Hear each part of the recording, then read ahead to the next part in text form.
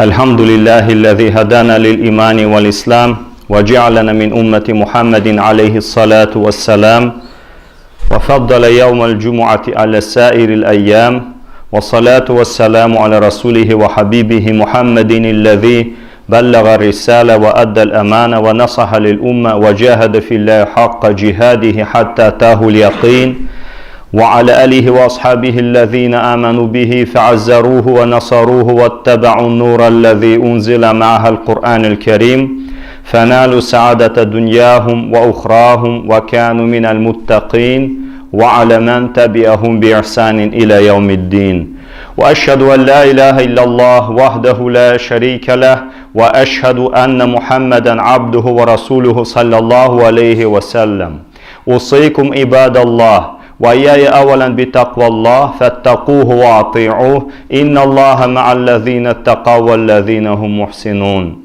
يا أيها الذين آمنوا اتقوا الله حق تقاته ولا تموتن إلا وأنتم مسلمون أما بعد Bizni iman hem İslam'a hidayet kılgan, kalplerimizni iman nuru bilen nurlandırgan, hem İslam nimeti bilen bizni nimetlendirgen Müslümanlardan kılgan. Hak Habibi elçisi, süyüklülerinin süyüklüsü, Resul-i Ekrem Muhammed Mustafa sallallahu aleyhi ve sellem'nin ümmetinden kılgan, hem Cuma günün başka atna günlerine karata üstün, artık, oluk, hem faziliyetli kılgan, bütün atna günlerini hucası eylegen, Rabbimiz Allah'a hamdü sanalarımız, her kürke maktavlu glavlarımız bulsun. Allah-u Teala karşında nübüvvet, risalet, peygamberlik vazifesin, ilçilik, hizmetin ütegen, olu din emanetin tapşırgan, ümmetinin dünyada ahirette bəxtli, saadetli bulları için nasihatte, ügütlerde bulgan, hem Allah'ın sözü üstün bulsun için litekunu kelimatullahi hiyel ulya köreşken, ülüm irişkenge kadar Süyüklü Peygamberimiz Muhammed Aleyhisselam'a hayır dua selamlarımız, ümmetin giyen küngüllerimizden tuktavsız salavat-ı şerifelerimiz erişsin.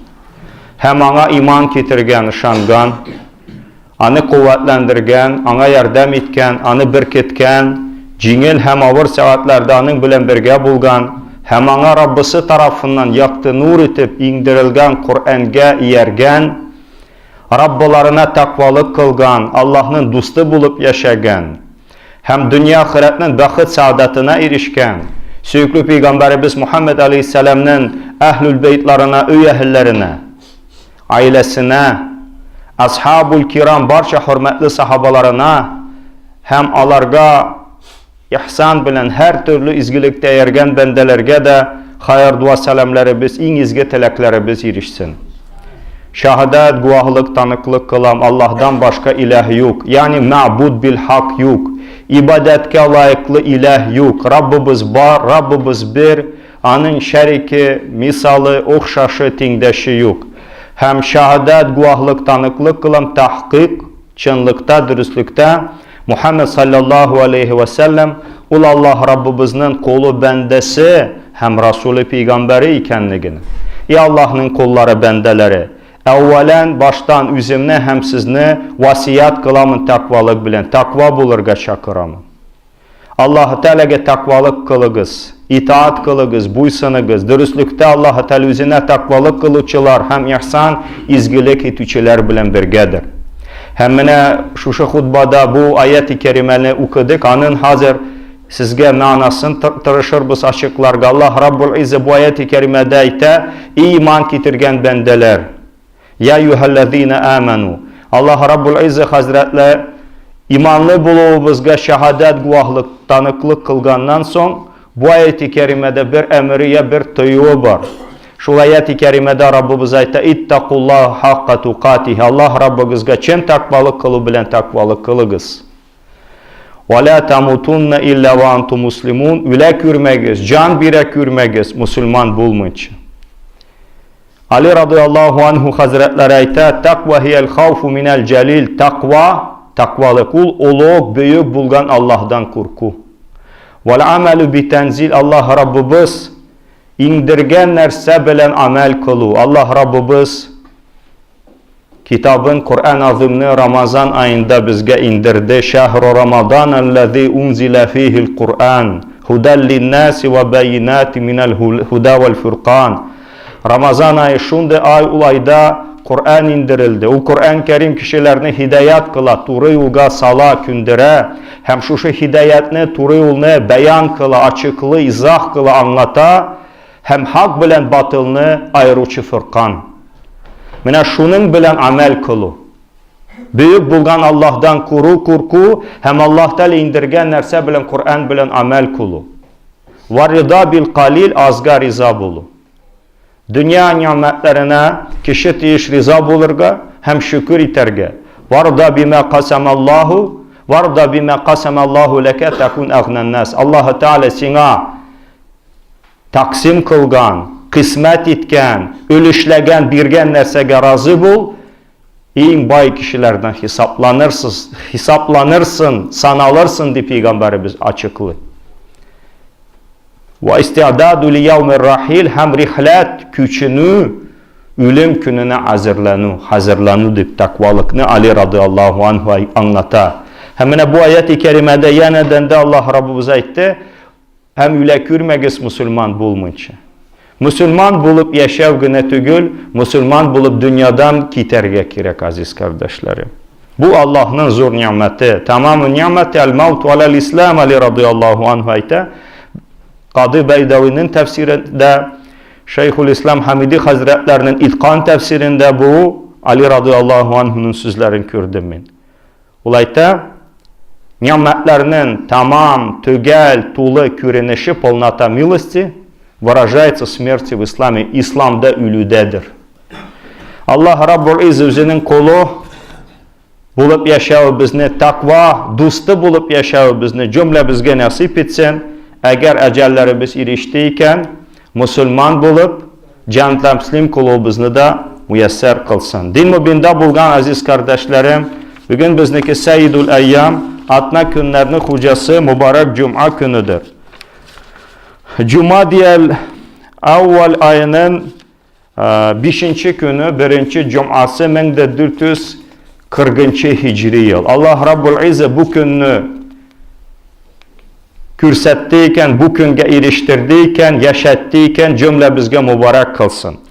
İki atna arasında bulgan günahlarımızını, bir atnalı günahlarımızını, hem üsteme 3 günlük günahlarımızını bu ibadetinin bereketi bile Rabbimiz keffarat kılsın, yukka çıkarsın, bitirsin bu günahlarını. Çünkü günahlar küp. Kişinin kabirde hem cehennemde azaplanıvana sebep bulacak. Allah Rabbimiz saklasın. Kabir günahlar için Allah Teala dünyada da belesin biri. Rabbimiz bu günahlardan bizni arındırsın bu cumanın bereketinde. Hem bu ibadetler bilen tasfiyatul kalp, kalplerimizi saflandırıp, çünkü Rabbimiz kalplerimizge qarıdır. Tezkiyetun nefis, nefislerimizni paklap, çünkü nefis şeytanın bürülüşü. İnne nefse le'emmâratun bissu, nefis munkar işler bilen, şariat tıygan işler bilen kişini buyura. Tegini alda, bunun gaybedin kıl, bunlarga yala yap, hem başkalar. Gel kuturtup dura. Şuşa ibadetler bilen nefislerimizni tezkiye kılıp, terbiyet-i ruhlarımızı terbiye kılıp, çünkü bu ruhumuz Allah Teala tarafından verilgen. Bir gün ölüm firiştesi bu canını kilip alacak. O canlı halde. Terbiyeli mi terbiyesiz? Can terbiyesi, ruh terbiyesi, duhovne vоспитание şul bula. Hem kişinin yüreğinde 62 kalbi yürek hastalığı var. 62 сердечных недуга есть. İmam Bargavi Hazretleri anlatır. Hem de şlayık bizning ahlakımızı da Allah Rabbimiz zinnetlesin. Çünkü kişi mescidke kire edepke öğrenirge deyiş. Üst Müslüman kardeşler bilen katnaşkan, kürüşken vakitte edepli bulurga deyişli. Muamelette, zıymatnaşınyada, münasebette, ahlak, edep bu esas, bu bina, bu nigiz. Eğer ol bulmasa, kişi ailesinde de, hem Allah'ın yurtunda, mescitte de üze ni derecede alıp barıga, nişik yaşarga. Yani maharatut ta'ayuş, искусство сосуществования, bir-birin bilen yaşav ustalığın anlayal mı? Hem sır hikmetlerine erişel mi? Allah Rabbimiz bu nerselerden de bizni mahrum etmesin. Bizden kalplerimizni süyüklü Peygamberimiz Muhammed Aleyhisselam'ın güzel ahlak sıfatları bilen sıfatlandırsın, zinnetlesin. Şu nimetlerden bizni mahrum etmesin. Din mübinde bulgan aziz kardeşlerim, bu mübarek Cuma gününde süyüklü Peygamberimiz Muhammed Aleyhisselam'ın mübarek sözlerin, mübarek telleri bilen söylegen sözlerin sizin itibarınızga takdim etüne inşallah eriştik. Allah Rabbul İzze'nin ilçesi Peygamberimiz Aleyhisselam'ın hadis-i şerifini sizge takdim etemiz. Ve an Abi Barza Nadlat ibn Ubaydin el-Eslami radıyallahu anhu kal قال رسول الله صلى الله عليه وسلم لا تزول قدم عبد حتى يسأل عن عمره فيما أفناه وعن علمه فيما فعل فيه وعن ماله من أين اكتسبه وفيما أنفقه وعن جسمه فيما أبلاه رواه الترمذي وقال حديث حسن صحيح. Abu Barza Nadla ibn Ubayd el-Eslami radıyallahu anhudan rivayet edildiğine göre Resulullah sallallahu aleyhi ve sellem şöyle etti. Kıyamet gününde şu nerseler hakkında sorav bulmay turup adam balasının ayakları baskan cirinden ayrılmazlar, silkinmezlerdi. Yani Allah Teala yani kişi bu nerse hakkında hesabın birminçe kubarılgan urundan kuzgalmaz, silkinmez. An umrihi fîme efnâh. Allah Teala sorar, ömrünü nindi urunga sarf ettin? Ve an ilmihi fîme feale fîh. Bilgen ilimin bilen nindi ameller kıldın?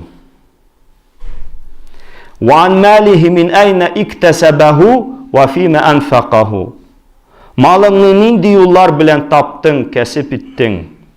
Malını nindi cirlerge tuttun, sarf ettin, borçudun? Ve an cismihi fîme ableh. Hem de tenini nindi urunlarga bitirdin? İmam Tirmizi Hazretleri Kıyamet kitabında bu hadis şerifni rivayet ete. То есть передают со слов Абу Барзы Надла ибн Убайда аль-Аслами, да будет доволен Аллах им, что посланник Аллаха саллаллаху алейхи вассалям сказал: в день воскресения раб не сдвинется с места, пока не будет спрошен о жизни его, как он ее провел, и о знании его, на что он его употребил, то есть как он руководствовался, что он делал, и о имуществе, о деньгах, как он приобрел и на что их потратил, и о теле его, как он его, на что он его использовал. Этот хадис приводит имам Тирмизи, который сказал: «Каль хадithun хасанун сахих». Этот хадис хороший и достоверный. Bu mübarek hadis şerifne bizga rivayet etuvchi sahabaning ismi Abu Barza Nadla ibn Ubayd al-Aslami. İsminden kübürek kunyası bilen tanılgan Abu Barza, Barza atası Araplarda Konya diye, yani birinci balasının ismi bilen. Şunun atası diyen. Abu Barza, Barza'nın atası sahaba-i kiramlardan idi. Süyüklü Peygamberimizin sahabalarından idi. Bu kunyası bilen iske alıngan, tilge alıngan başka bir sahaba yok. Bir kiminin de sahabalar arasında 100 binden artık sahabalar, %14 bin, 140 bin kaybir çıganaklarga karata göremiz biz. Mine şu sahabalar arasında birisinin de andı kunyası yok idi Abu Barza. Süyüklü Peygamberimiz bilen birgelikte Haybar hem Mekke'ni feth itüğünde katnaşkan sahabaydı. Başta Medine şehrinde, Medine-i Munavvare'de yaşayan Abu Barza, sonundan Basra'ga, andan da son Xorasanda Merv şəhərinə köçündü. Bir müddət, bir vakit, bir zamandan son Qabat tekrar Basraga qayıtıp ömrünün tirikliginin sonuna kadar anda kaldı. Kaybir çıganaklar, некоторые источники, onun Хорасанда вафат ettiğini söyledi. Некоторые источники передают, что он скончался в городе Хорасане. Abu Barza Hazreti Ali radıyallahu anhu bilen birge Siffin sugışında katnaştı. O Siffin sugışı hicretinin 37. yılındaydı. Hem Nahravanlar bilen bitva pri Nahravani ettiler. Hicretinin 38. yıllarında şuşu sugışta katnaştı. Hem Azarika isimlengen, Azarika dip eytilgen adaşkan firka bilen Bulgan sugışta da katnaşkan. Ol Havaricilerden idi Azarika firkası. Azarika dip eytiler Arapça. Haricilerinin en şunda eşeddu, en şunda katıları, en şunda kirileri. Mene şuşu firkanı uyuşturucu muassisi, основатель Nafi ibn Ezrak. Hicretinin 66. yılında vafat buldu. Miladi bilen 685. yılda. Yüzelerinin iyerçinlerine şundu nerseler emir iteler. Müslüman padişahlarına, halifelerine karşı kılıç küterip suguşaydılar. Çünkü bu niçik meşru, zakonlu vlast, meşru hakimiyet idi. Şularga karşı çakıraydılar üzlerinin iyerçinlerin, firka ehillerin suguşırga. Kim sul suguştan vazgeçe tekfir kılaydılar, kafirlikke, küfürlikke çıgaraydılar, hem katil ütereydiler. Azarikalar yani bütün Müslümanlarını tekfir kıldılar. Bütün Müslümanlarını tekfir kıldılar. Объявили неверующими, kafirimi всех Müslüman. Kaysıları alarının irtikatların, akidaların kabul etmiyorlar. Которые их акиду не принимали. Hem de şularını üterige çakıraydılar. И призывали, чтобы их убивать, своих последователей. Mene şularını üterigiz deyip. Nafi ibn Ezrak hatta düşmanlarının, hatınların hem bağların ütürünü, kanların tügünü halal etti. То есть даже разрешил, сделал халялем убивать жен и детей своих врагов, своих противников. Alar bütün Müslümanlarını kim kebair ulu günahını işliyken kafir sanıydılar. Они считали неверующим всех мусульман, которые совершают большой грех. То есть есть малые грехи, сагайр, есть большие грехи, кабайр. Şunda kişilerine kim olu günah işliyken харичун анил милля, dinden çıkan человек, который покинул лоно ислама деген, вышедший ислама, hem халиден, мухалладен, абеден, mengi cehennem utunda yanacak, что они будут вечно пребывать в адском огне. Hem de yüz düşmanlarının, Müslümanlarının, kimne alar düşmanga sanıydılar, balaların, sabı balaların, эhlуннар, cehennem, асхабуннар, что они будут тоже обитателями ада. Шунды атикатлары, вот такое вероубеждение, такая акида idi. Hem üzlerinden тыж yaşit урынların территории, на которой они не жили, другая территория, алар аны санıydılar Дарул Харб, сугыш урны, то есть обитель войны. Mene hazır kaybir kişilerinin ihtikatları ükinişke karşı ümmetimiz arasında şundiler var. Şuşu Azarika'nın ihtikatına okşilar. Men teşebbehe bi kavmin fehuve minhum. Kim bir kavmga okşiyken alardan. Di Peygamberimiz aleyhissalatu vesselam etti. Mene şuşu Hazreti Ali radıyallahu anhu, mene şul sahaba Abu Barza radıyallahu anhu, şular bilen birge, şular bilen karşı, şularga karşı suguştular. Şunda firka bar idi. Müslümanların kanlarını tügeydiler. Mene süykü Peygamberimizden bu sahaba Abu Barza Nadla ibn Ubayd el-Eslami 44 hadis şerifini rivayet etti. 44 hadisa передал. Был равием передатчиком 44 хадисов нашего любимого пророка, алейхиссалату вассалям.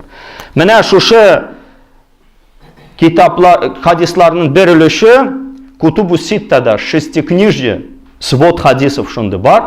Yani Müslüman muhaddislarının kitapların sanı turgan kitap, uyuşturgan, yani toplangan kitap Kutubu Sitta'da uğran algan. Abu Barza hicretinin 64. yılında, miladi bilen sanasak 684. yılında vafat buldu, dünyadan gitti. Radıyallahu anhu, Allah Teala şul sahabadan razı bulsan. Mene bu hadis şerifinin ravisi. Bu hadisini niçik anlayız aziz kardeşler? Niçik alimlarımız, ulema-ül kiram hazretleri, niçik bizge anlatalar? Yani kişiler, biz de kişi. Kıyamet gününde dünyada kılgan her işleri için hesapka tartılırlar. То есть человек сын Адама будет отчитываться за все свои деяния, которые он совершил в этой мирской жизни. Bu hayatı dünya, мирская жизнь, ближняя жизнь. Ahiret hayatı var. Ул kıyamet günü, ул hesap günü, ул hüküm günü. Mine biri de 5 нәрсе sanaldı. 5 вещей было перечислено, упомянуто. Hesap vakitinde en mühim нәрселер, самые важные вещи, о которых человек будет допрошен, спрошен. Yoksa kişi uylasa, bunlardan başka soru bulmaz. Yok, bu en ehemmiyetlisi 5 нәрсе. Alardan da teş Allah-u Teala kişiye sual verir, hesabını alır. ثُمَّ لَتُسْأَلُنَّ يَوْمَ اِذِينَ عَنِ النَّعِيمِ Şundan sonra siz elbette biz birgen nimetler hakkında soralacaksınız deyip Rabbimiz aytı. Fakat bu sanalgan 5 нәрсе dışında kalgan нәрселер, ol cintikler, все остальное это детали. En mühim bu 5 нәрсе. Детальleri de, cintikleri de, tafsilleri de var. Tafsilen, подробно будет отчет.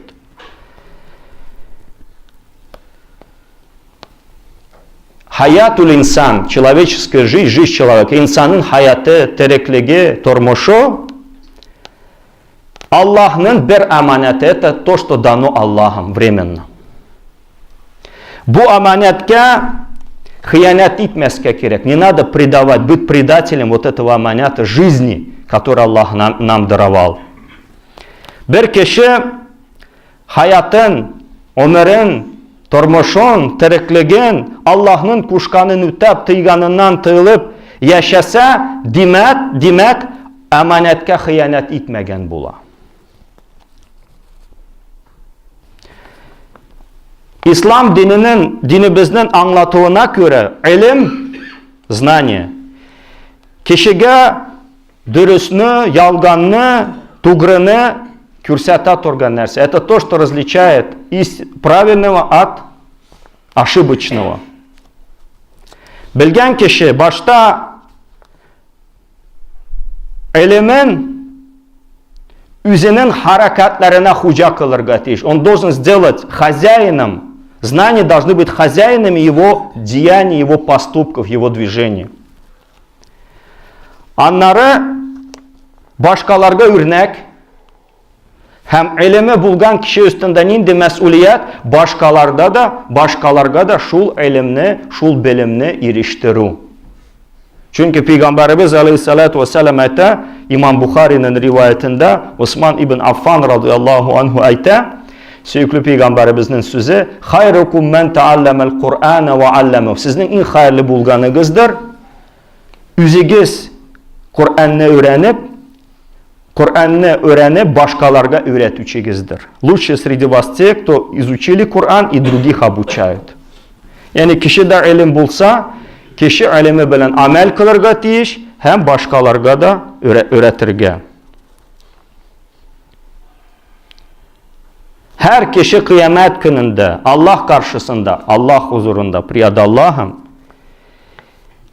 bilgen ilimi bilen nindi ameller kıldı. Илими тормушына туры келді ме, его знание, его образу жизни соответствовали или нет? Шул хакта Аллах Teala yani hesabını alır kişiden. İslam dini kişinin malını kazanıvın, malını kesip итүін, бай болуын тыймы. То есть ислам не запрещает то, чтобы человек зарабатывал, стал богатым. Ислам не запрещает это. Керісінше, наоборот, яғни тырышып, хизмет етіп, гайрат етіп, башкаларга мухтаж булмаска дини без шундай васиятлар бире. Наоборот, ислам заповедует, чтобы человек трудился, зарабатывал и не был нуждающимся. Ни в ком и ни в чем не нуждался. Менә бу bütün мәсьәләләрдә бер нокта бар. Шундай асас, шундай основной принцип есть в этом. Мал, мөлк, имущество, богатство, сәрвәт, капитал халяль юллардан табылырга тиеш. То есть дозволенным путем человек должен заработать. Харам юлларга китеп адашмаска тиеш.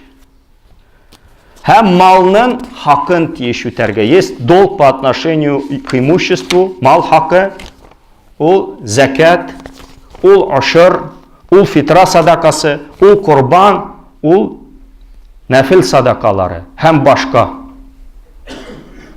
Yani malını halal yol bilen taptın iken, ул jitmi. Halal yollarga sarf kılırga kerek. Keşe başta ibda bi nefsik, üzündən başla. Anan əniyin var, ətiyin var, ülendeyinken hatının var, bağların var, tuganların var. Onları zekat, aşır, kurban, hem başka izgi işler var. Fakat yani meşru, узаконенные шариатом, шариат tarafından ruhsat etilgen, bilgilengen yollardan malını tabıp Allah Teala kuşkan urunlarga sarf kılırga kerek. Eğer de kişi bu nerseni uruna jitkizmeyken Allah karşında bu nersenin hesabını birecek. Hem kişiye aziz kardeşlerim, verilgen nimetlerinin en kıymetlerinden одной из самых ценных милостей, которыми Allah вознаградил, даровал сыну Адама, ол не была сихат арабча. Сәламәтлек, здоровье, саулык. Көп вакытта bir nimetni югаткаш гына кадерен киши биле. То есть в большинстве случаев люди начинают ценить милости, когда лишаются, когда теряют. Что имеем, не храним, потеряем, плачем. Hem sağlık, yani kasta bulmayınca kişi sağlıkның kaderini bilmeyince yaşıyor. As-sihhatu tacul as-sihha la yarahu illa'l marda. Sağlık, selametlik ol sağ kişilerin başlarında tac. Anı hastalardan başka bir kim de görmüyor. То есть здоровье это корона на головах здоровых людей. Ее, кроме больных, никто не замечает, эту корону бутаджны. Yani ten hem can сәламәтлегенә кеше тиеш ия. Человек должен обладать и здоровым телом, и здоровой душой. Бу һәр нәрсәдән элек килә. Это прежде всего, это приоритет. Фикхул аулият улулият дигән. То есть фих приоритетов. Кеше тиеш саулыгын сакларга. Yani bunu sağlıklı saklar için türlü tedbirler, есть разные меры. То есть kişi тиеш киенергә, hastalandıyken tabipka barырга. Не самолечением занимаются, her birisi men kengәш бирәләр, һәм үзе дә хасталана, başkalarını da хасталана. Бар табиплар, Аллаһка шөкер. Бар давалар Аллаһ Тәала яратты. Бар шул яктан tecrübeli kişiler, которые имеют практики, опыт. Шуларга кирәк мөрәҗәгать итәргә. Çünkü sağlık, тән, bu Allah'ın bir əmanəti. Allah Teala bu tən hakkında sonra kişiyə ilgəç suallar birəcək. Bu hadisten biz nerede öğrendik aziz kardeşler? En birinci kıyamet günü ul hesap vakıtıdır. Kıyamet gününde hesap hak. То есть что? Отчет, судный день, hesap это истина, hak. İkinci, kişi bu dünyada her bir нәрсә üçün hesapka тартылır. Человек будет отчитываться за все, что он сделал в этом мире. Üçüncü, hayat, yani жизнь, tiriklік, turmuş, ömür, kişi için bir nimet bulup, bunun kıymetin, kaderin kişi bilip yaşarga тиеш. Человек должен знать цену своей жизни, ценить. Dördüncü, kişi faydalı bilimlerini öğrenirga тиеш. Hem ilmi bilen amil bulurga тиеш. То есть он должен не только знать, но и должен действовать, руководствоваться этими знаниями. Амилун бил ilm, то есть amel kılırga тиеш. Hem ibadetlerde, itaatlerde ihlaslı, samimi, çın көңіллі bulur. И должен быть искренним в делах подчинения Аллаху и поклонения Аллаху. Бешінші нәрсе мал, мülk, то есть имущество, деньги, капитал, богатство, halal yollardan табылырга тиеш, halal yollar bilen kişi тиеш кәсіп кылырга, то есть дозволенными путями зарабатывать. Hem meşru derecede и установленном шариате виде, как шариат установил, ничек шариат bilgiledi, şlay infak kılırga, şlay sarıf kılırga, şlay burçurga malı. Hem de altıncı нәрсе, haramlardan saklanu sureti bilen sağlığın, selametliğin saklarga тиеш. Küp kişi Peygamberimiz dedi, ni'metani mağbubun fihi kathiru minen nas. İki nimet var, o nimetinin kaderin küp kişi bilmeyçe aldanıp kalalar. As-sihha, o sağlık, selametlik, vel vaktul firak, hem boş vakit. Есть две милости, цену которым не знают, обольщаются, посредством которых многие среди людей Peygamberimiz это. Это здоровье и свободное время. Аллах Теala bu нәрселернең кадерен билеп яшәргә җөмләбезгә насип итсен. Ва aqulu qawli hada wa astaghfirullah li wa lakum.